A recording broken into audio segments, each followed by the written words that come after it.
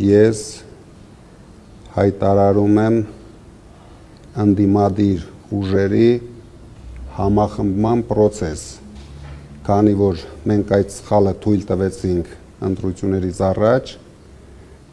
շատ ընդդիմադիր ուժեր, որոնք միգուցե ազնիվ պայքարում էին, բայց գերագնահատեցին իրենց ուժերը, շատ ընդդիմադիր ուժերի հետ մենք չկարողացանք պայմանավորվել, դրա համար հիմա շատ կարևոր է մեր երկրի եւ ժողովրդի համար այս համախմբումը։ Ինձ թվում է այն ընդդիմադիր ուժերը, ում համար թանկ է մեր երկիրը, կարձագանքեն եւ մենք անպայման կստեղծենք հետընտրական ընդդիմադիր կոալիցիա։ Ես առաջարկում եմ ստեղծենք համակարգող խորհուրդ, ուղիղ եթերում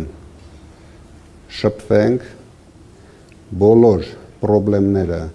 մեր ժողովրդին բացահայտենք, ճիշտ քննարկումներով, դիմելով մեր ժողովրդին,